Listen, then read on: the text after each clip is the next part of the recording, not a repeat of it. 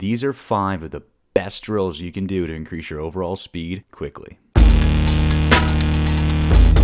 Number 1. Wall drills. You've got your basic version, band on the foot, and a big band version. Simply put your hands on the wall, pushing firmly against it. Then slowly walk back to whereas you're on the balls of your feet under your hips and you're at a flat angle. From here, bring your knee up out in front, pulling your toe towards your shin, quickly snapping back or punching into the ground. Doing any of the banded versions just increases the stimulus and or difficulty. You can do single switches, doubles, or rep it out into the wall. Do these drills 1 to 2 times per week for 5 to 6 reps per leg or for 10 to 15 second bursts. Then follow them up with a 15 to 20 yard sprint for 10 to 12 reps. Number 2. Sled sprints. I've done several other videos breaking down sled sprint protocols and programming more in depth. They are linked below. But for a brief summary, here is a programming template. Sleds are one of my favorite things for athletes to use when it comes to speed training. With sleds, you want to, just like any strength or power exercise, start off lighter and over time gradually increase the weight. Also, sleds pair well with sprinting. So for example, do 2 sled sprints, then 2 regular sprints. Quick little stoppage. If you've yet to subscribe to this channel,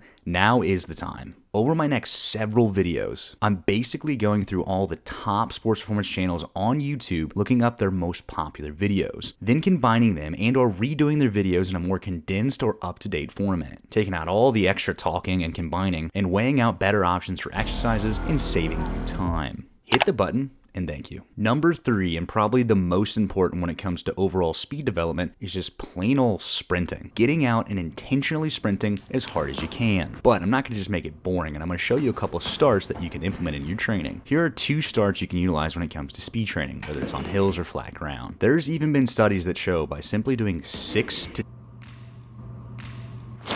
10 full effort sprints per week intentionally, you can increase your overall speed just by sprinting alone. As I always say to my athletes, those who sprint faster often get to sprint faster. And if it only takes 6 to 10 sprints intentionally per week, it's a pretty easy way to get faster. So here's the first one. I call this a slingshot start. Simply anchor 2 big bands safely to something that won't move. Walk out increasing the tension to the bands. Rise up on the balls of your feet, falling into a 45-degree angle in order to launch out. This slingshot start is great for working on a proper angle for your drive phase and a strong first step. Then the second start is a swinging start. Once you master this one, I can almost guarantee it's going to be your new favorite start to use. Bring the knee in front of the hip with a nice tall upright posture and the foot flexed or dorsiflexed towards the shin. Then under control, push the hips back while loading the bottom leg. You can think single RDL or a good hip hinge. Then once loaded up, snap and launch everything out aggressively into a powered up start or first step. This one definitely takes a bit of balance and finesse. Initially focus on the technique and timing, and then over time work on utilizing the swing to your advantage. Because your lower leg is loaded with the hips back and you're kind of creating a spring in which, when timed properly, you can really launch out into a quick first step. Number 4, dumbbell jumps. And today specifically, or in this video specifically, we're just going to focus on a split stance jump. There are so many great variations of dumbbell jumps. I have other videos on that as well, and a link below. But because of the topic in discussion today and the rarity of me seeing them, split stance is the one we're going over today.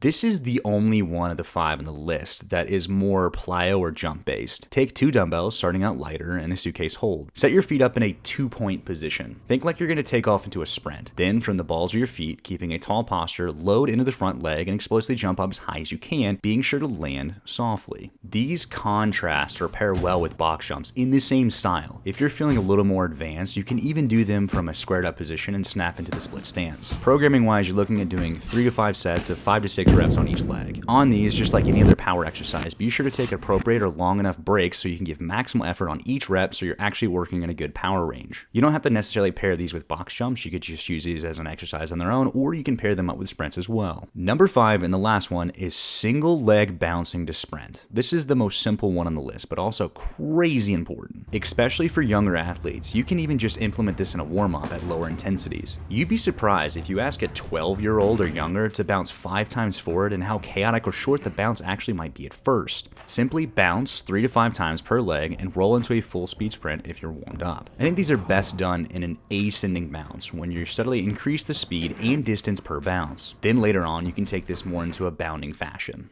but that's a topic for a whole other video. And that's it. These are some of the 5 best drills you can do to increase your speed really quickly. Doesn't have to be super complicated, and if you're wondering how to program these in, just pick 1 or 2 and do them 1 to 2 times per week. If you're doing something or you want to do something like the dumbbell jumps, you can pair this with one of the other drills because technically it's the only one that's not sprinting directly oriented. Thank you for watching, and see you in the next one.